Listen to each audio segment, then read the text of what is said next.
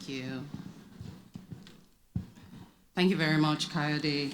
And thank you again, everyone. In absentia, greetings again and honor to Her Excellency and, of course, every other person, our royal fathers and every other person involved. I'm going to dive right into the session.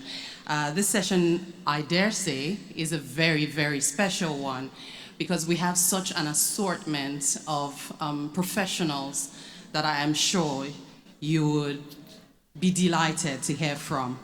First on this panel will be Ms. Doris Mbadiwe. She's the CEO of the Interbao Foundation. I'm sure she's right here somewhere. And while we're, yes, she does deserve that. Please. Make it warm, make it warm. You're welcome, sis. Also on this panel, I'm going to dive right into the names so that they keep coming as quickly as possible. Mrs. Grace Obi Ukpabi, Acting Director, Social Development Department of the Federal Ministry of Budget and Economic Planning. Please just continue to encourage them. Also coming up right after that is Mr. Sunday Sanusi Agbabiaka, National Data Manager, GBV, for the Federal Ministry of the Women Affairs. Also on this distinguished panel, Mrs. Osa Orale Gladys, Director, Co-Curricular and Gender Unit of the Lagos State Technical and Vocational Education Board, LASTVEB. Also coming up, my very sister, Dr. Atinuke Temitope. She's the Director of the Business and Entrepreneurship Organization of the Abuja Chamber of Commerce and Industry. The Business Entrepreneurship and Skills and Technology Center, popularly known as the BEST Center, is her baby. Thank you so very much.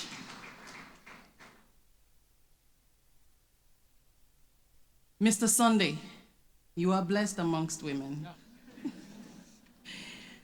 But then again, you know, in a summit like this, you expect that you'll be seeing a mix, some he for she's, and so that we can achieve a balance. I'm going to try and set expectations here, and then before I dive straight into my questions. And seeing the kind of potpourri of professionalism that we have in the room, and the mix of government, business, private sector, civil society, I want to set an expectation. The phrase gender inclusion, but particularly with planning and budgeting, how does it relate to each and every person here? I'm aware that for a lot of people, when you say gender, the first thing that comes up is women, girls, and that's it. But then again, having listened to Her Excellency's speech and also your very, very piercing, to borrow Kayode's word, speech, and the examples that you gave, we have a task that Her Excellency set for us. How to move these conversations that are going to be happening here from this room into action and in a way that is sustainable. You will all agree with me that one of the easiest things to do, especially in this climate, is create programs. But how we set these programs in stone, in concrete, so that they are lasting, they expand, but they become a part of our culture is what our session is really all about. Moving the conversation, like Her Excellency put it, from this room into the community. So with that in mind, I'm going to dive into my question for you, ma'am. Putting LASTVEB in view, I want to ask, what concrete strategies has LASVEB implemented to integrate gender responsiveness into technical and vocational education? What lessons can be drawn for other states or regions seeking to close gender gaps in TVET? Of course, this question is with the background that our education and governance structure is what we're looking to build on here. So we want to look into your example. Okay. I want to say good afternoon. Still sitting on the existing protocol because we're sitting. I'm Mrs. Osa from the Lagos State Technical Education Board, representing the gender unit. In fact, I'm the director in charge of gender for the technical colleges.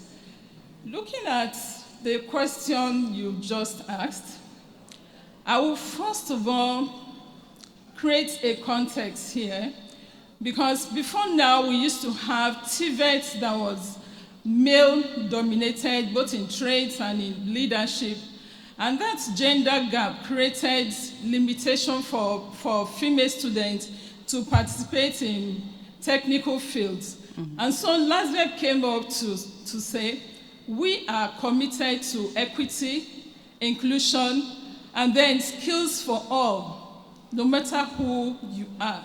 So that's the context, that's where we are coming from in LASVEB.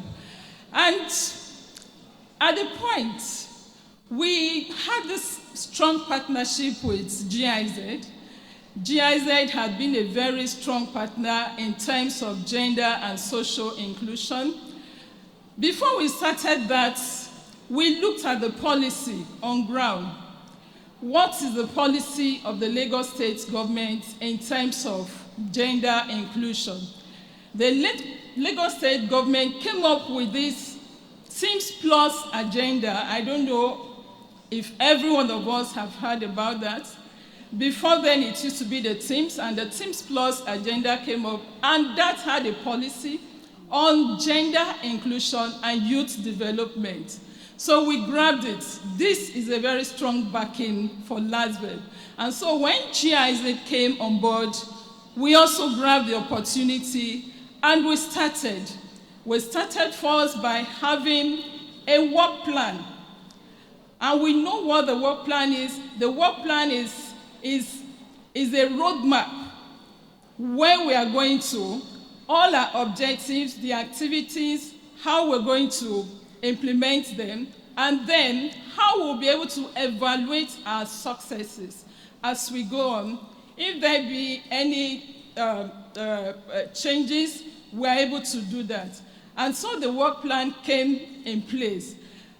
I also want to mention here that Lagos State government has a gender unit who we also collaborate with. It is called the Gender-Based Sexual Gender-Based Domestic and Sexual Agency.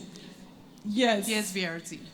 Exactly. That is the response team. Right. But they have the agency. Correct. So the response team right now is in charge of campaign on gender inclusion in Lagos State. We had the opening 2 days ago where we went purple in Lagos.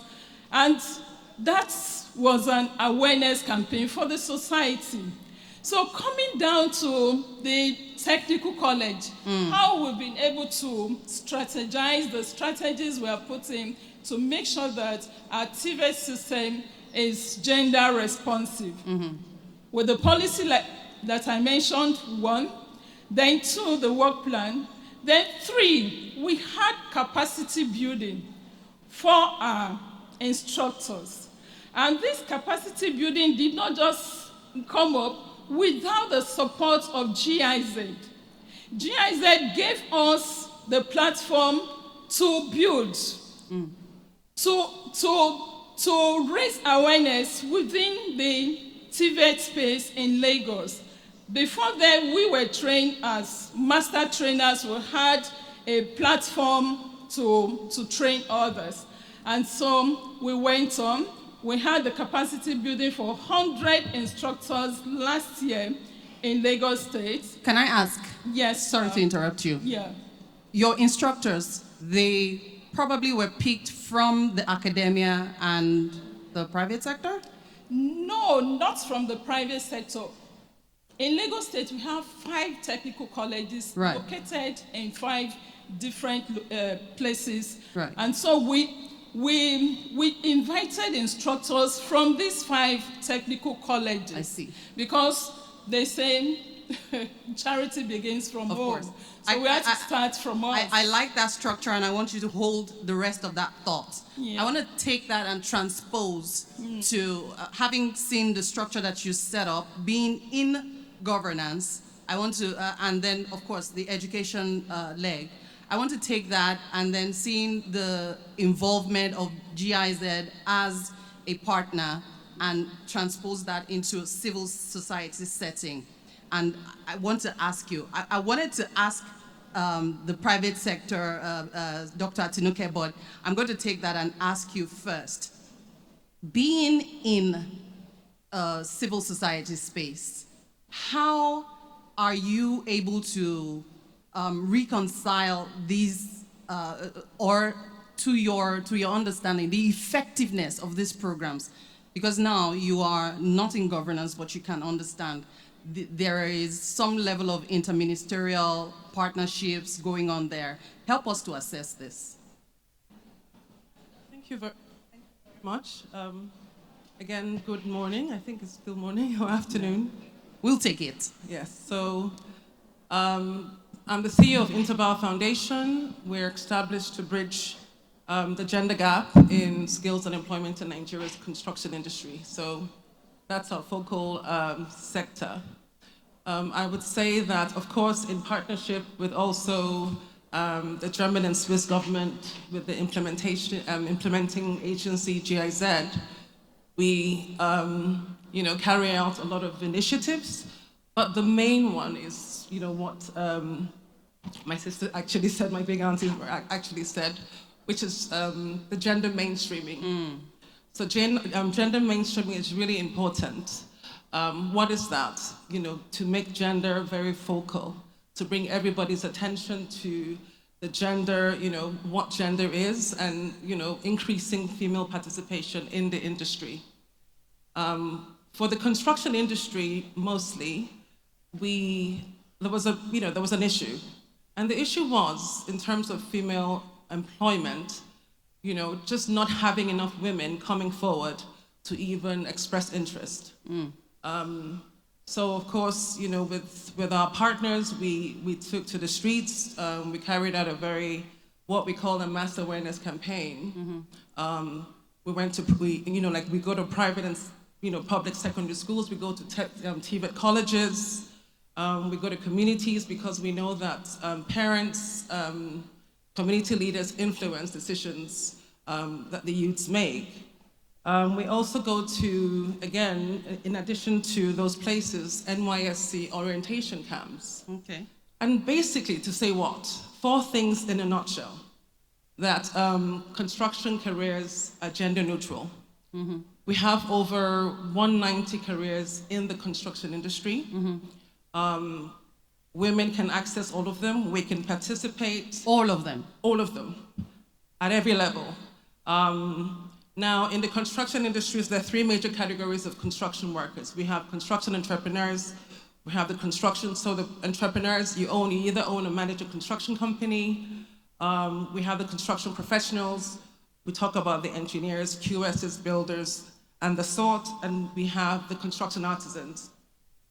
Now, we found a larger number, of course, as professionals. But when we go out, we basically tell the females primarily, and then the general public, that there are over 190 careers, and women are welcome to participate. In all. Now, and even just collating that. So we go there with pamphlets, booklets. We also tell them about the pathways, how to access those opportunities. And this has been a very successful exercise going forward.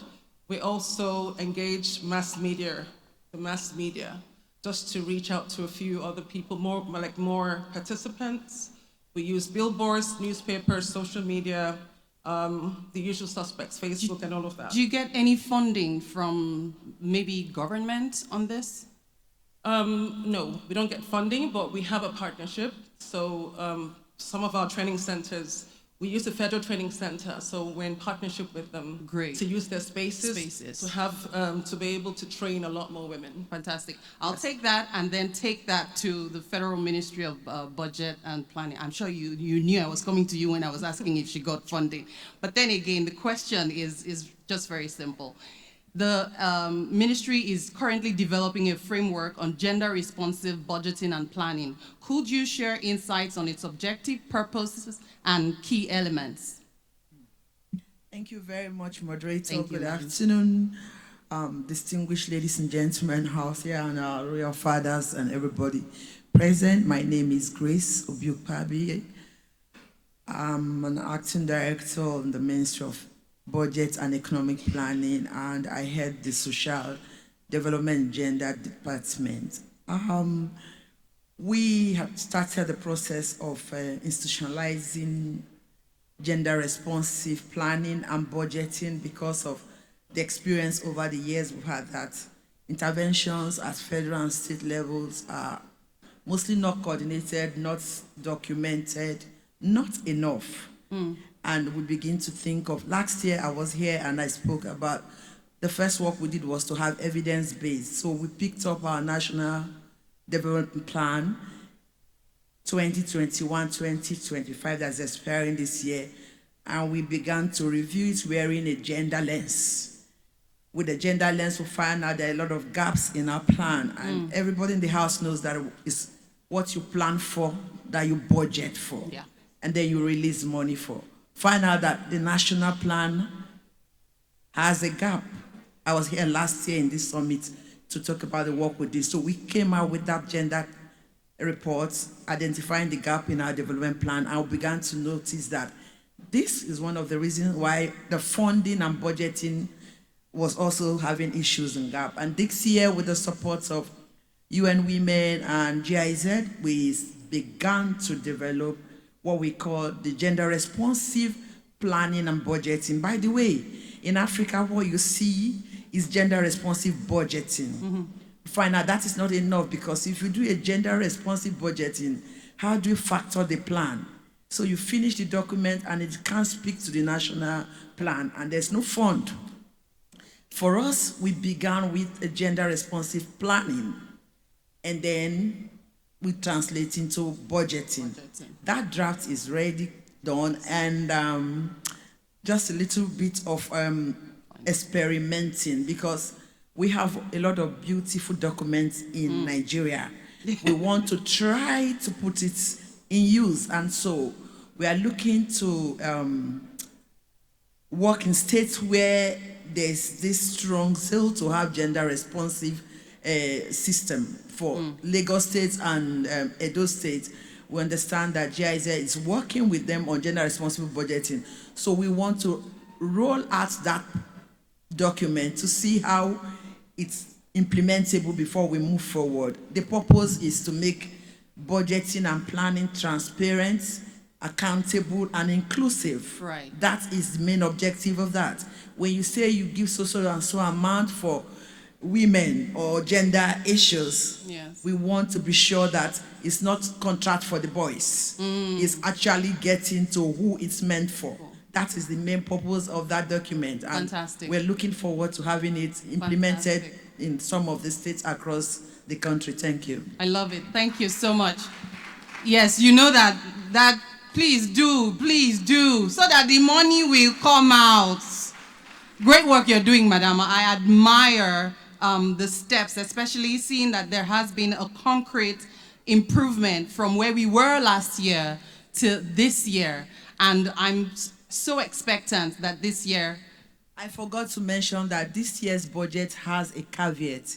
If you're a civil servant here, your ministry's budget submission, when we asked for the core circular, we said you must state what percentage of this budget we are giving to you this year for gender and how you intend to implement it. Right. And the information is that at the end of 2025 budget, We are going to monitor how you use the fund to determine what you get for 2026. Fantastic. Love it.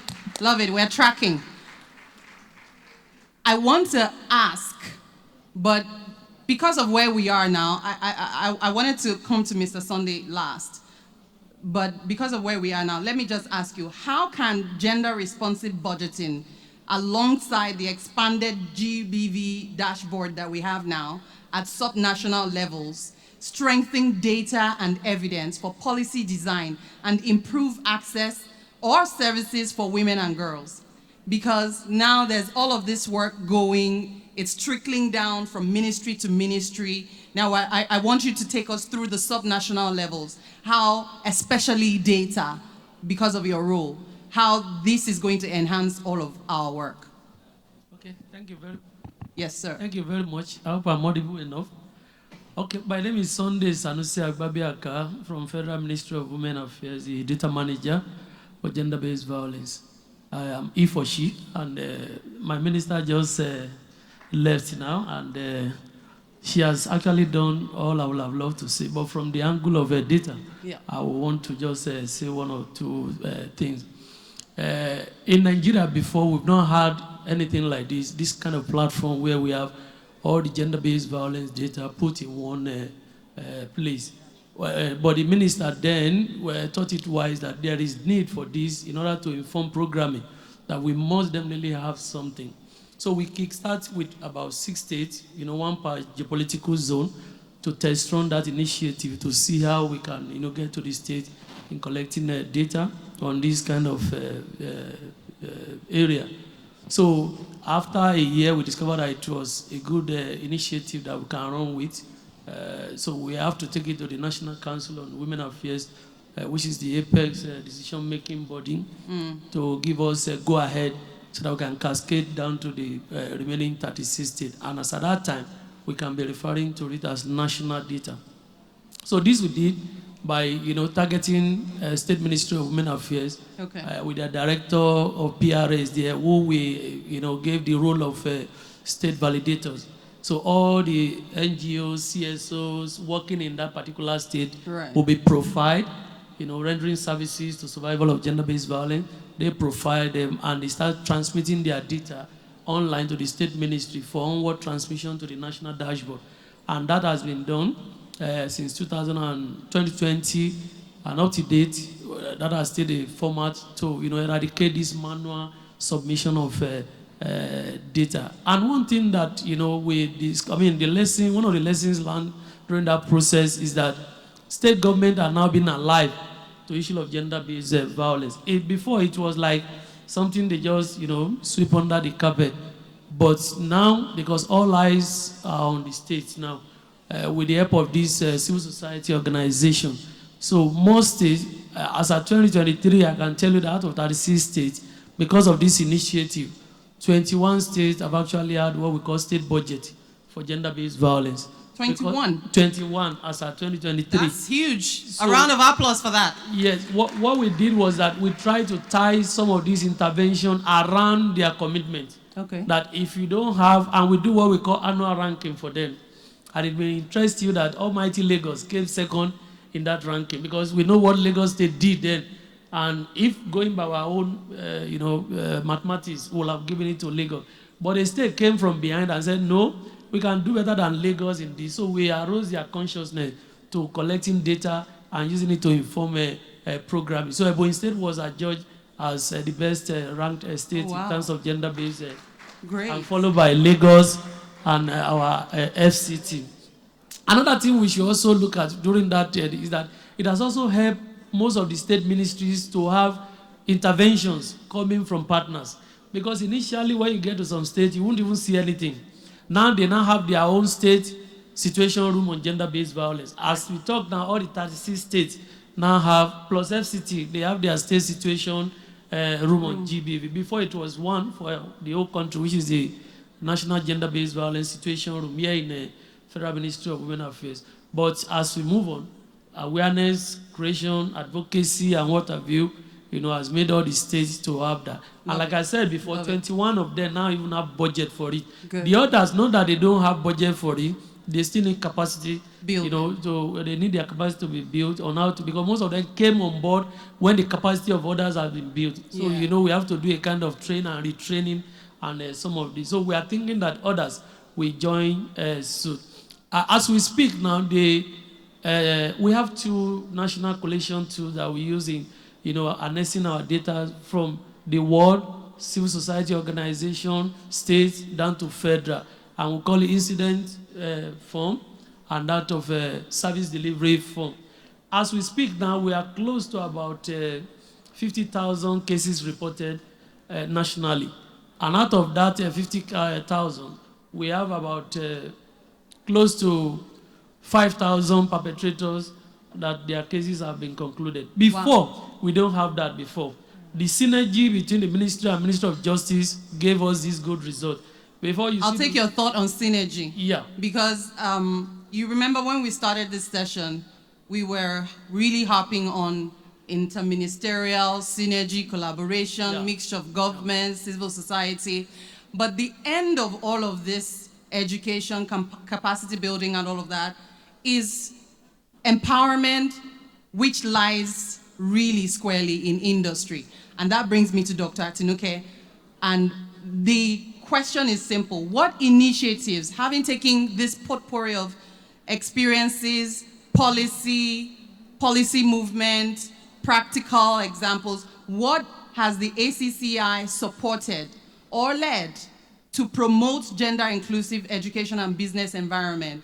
I'm asking this because there are many people in here who may have programs budding or building in this area, and they might want to build on your example. Okay, thank you very much, moderator. Good afternoon, everyone. My name is Dr. Tinuke Temitokwe, and I am honored to be here from the Abuja Chamber of Commerce and Industry, Business, Entrepreneurship, Skills and Technology Center, popularly known as the BEST Center. We pride ourselves at the best. So straight to your question, initiatives to support gender and inclusion. Because our activities at the BEST Center from establishment in 2018 are surrounded supporting women and people that live with disability. We pride ourselves in ensuring that we include them in everything that they needed to be included, because once they are included, the economy also thrives.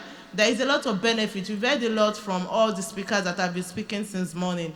So because of this, in 2019, there was a call for proposal from VET2Box implemented by the GIZ that we put in for. And this call for proposal was on gender and disability inclusion and mainstreaming for technical vocational education and training.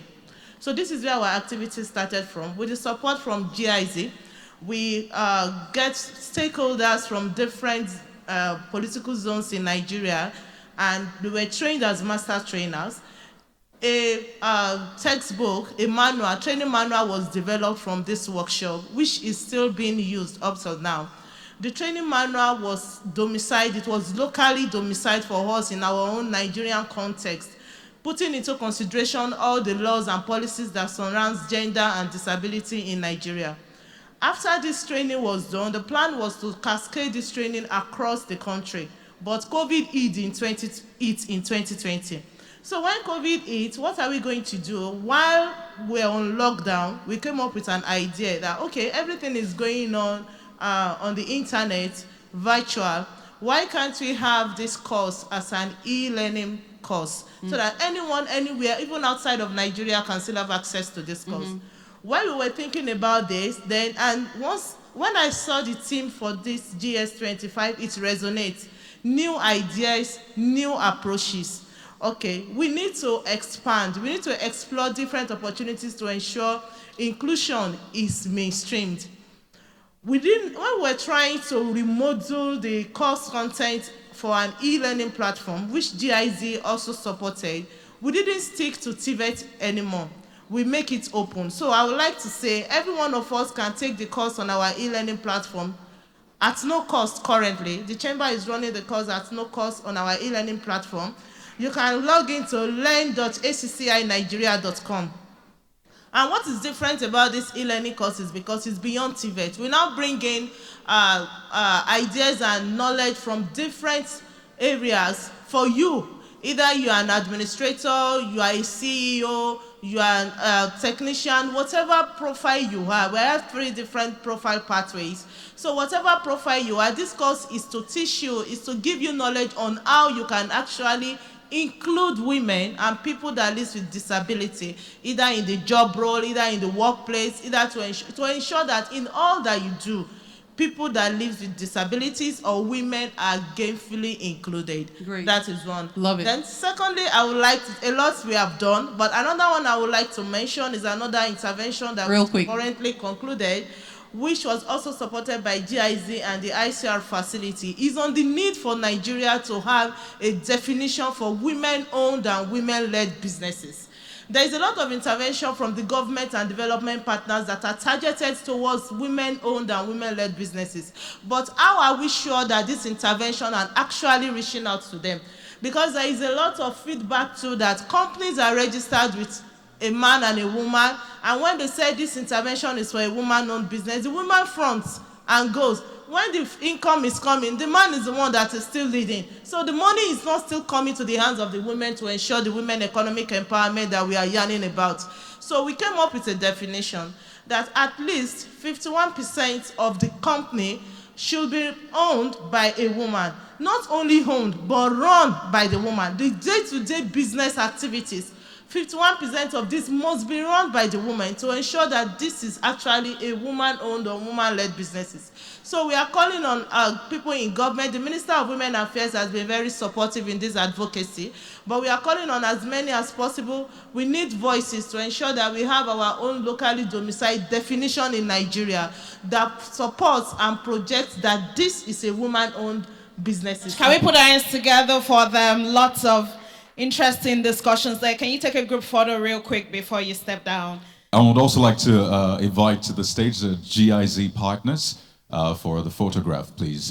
GIZ partners kindly come on stage to join the panelists for this photo session. Are they close by? If not, maybe they can take that one outside.